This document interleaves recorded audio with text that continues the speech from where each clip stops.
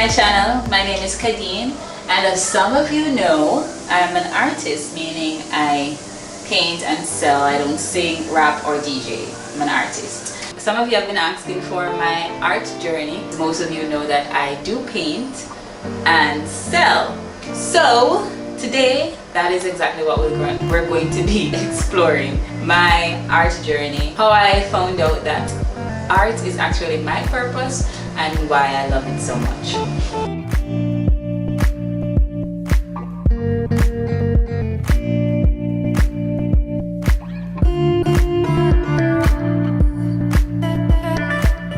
So when I graduated from high school, obviously a lot of persons were saying, why not go to Edna Manley? I felt as though there was a lot more that I wanted to offer to this world. But outside of that, Edna Manley, when I asked for like 15 pieces, and I was probably like, no, my summer's gonna be too lit. I don't want to do that. And Edna Manley is really expensive.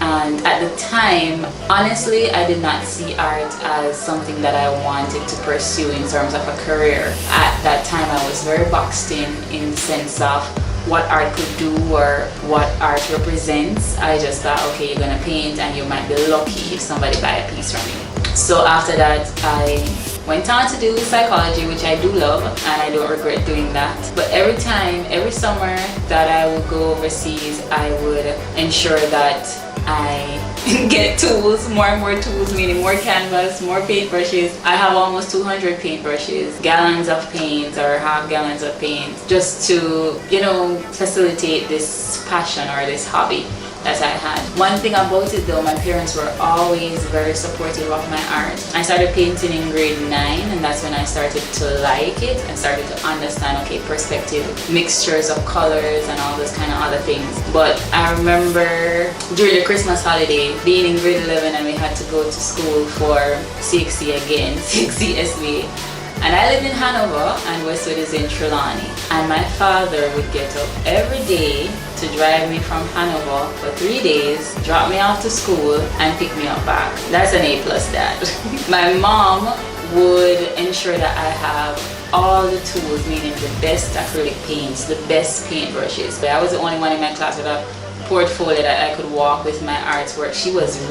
They were really invested in my talent, and I couldn't have asked for better parents or a better support system at the time. Then I started painting just random stuff, and family members would find out, okay, she loves painting, and they would also give stuff like scrapbooks, paints, whatever it is that they could give just to facilitate this love that I had for art, or their love for my art.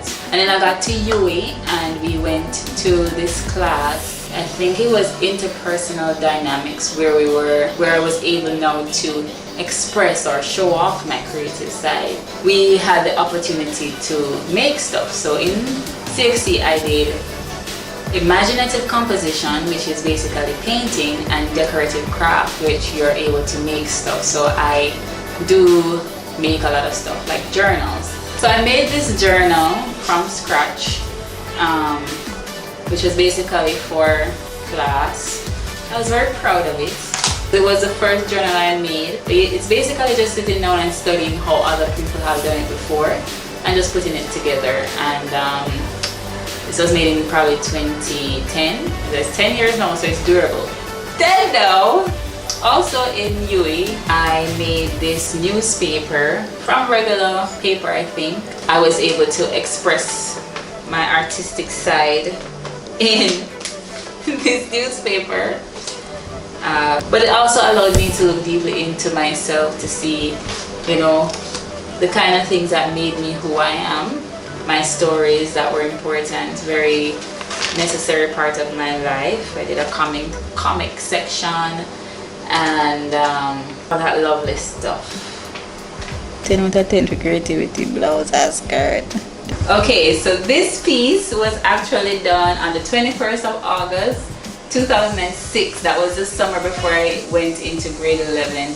This drawing was a sewing machine that my grandma has, and I love. They wanted us to do a flower pot piece, and I remember that she had this beautiful place that she placed her flower pot, And so it's a sewing machine with the flower pot, obviously, and a spider web.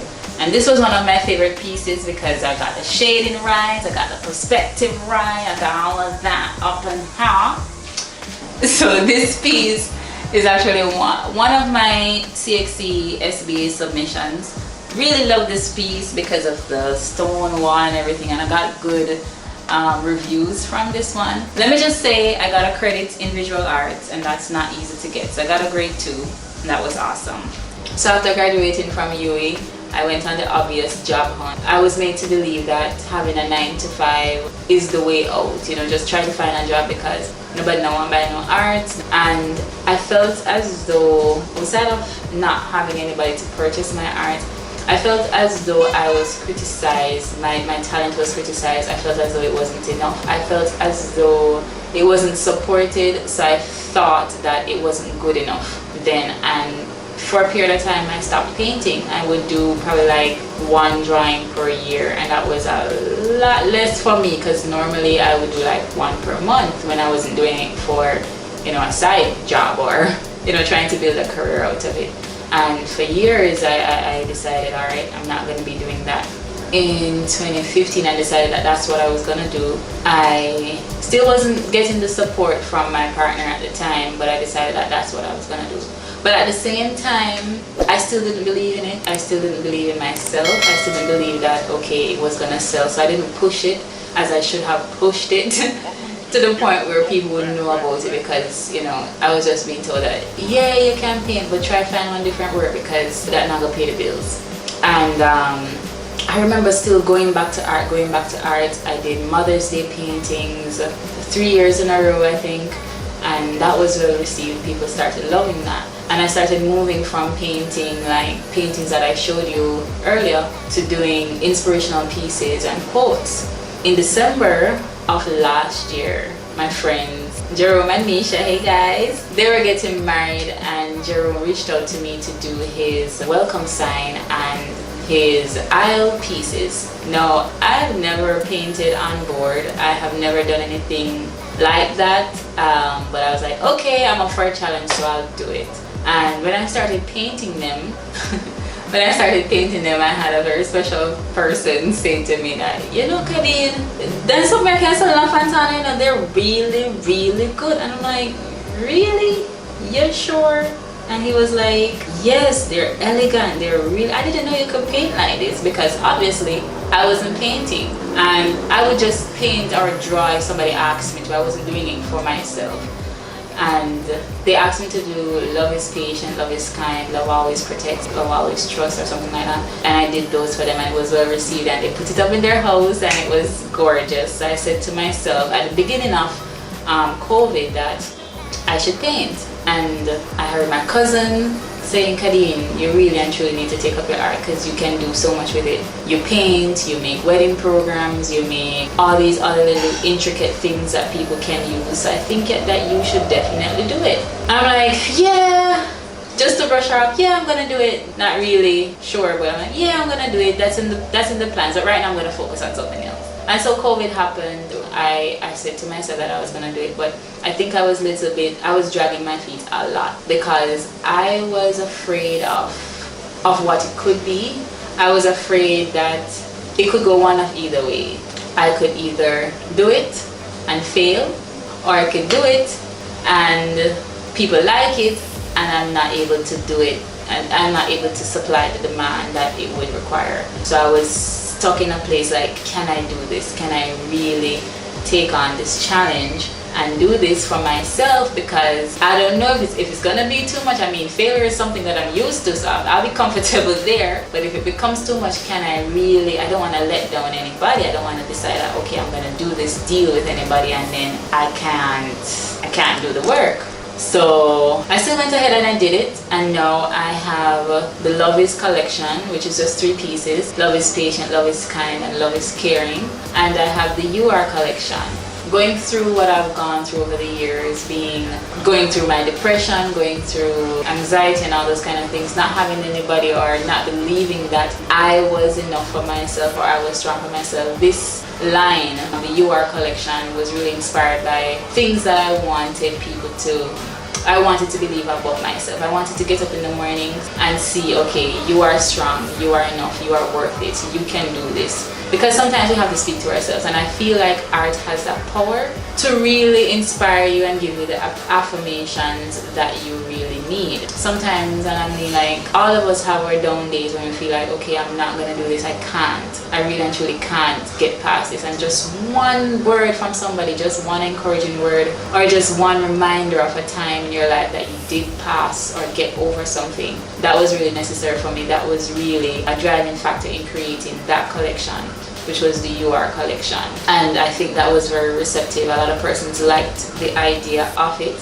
and like that, you know, it can speak to your soul basically to say, hey, you're doing okay. And I also have a Jamaican collection which consists of 6 pieces. It's just basically positive quotes. I do funny quotes. Some of them would seem funny because they're in patois, but they are obviously positive quotes because I don't want anybody to look at my paintings and not be inspired by them. So anybody who sees my painting should be reminded that even though we're going through a tough time, there is light at the end of the tunnel.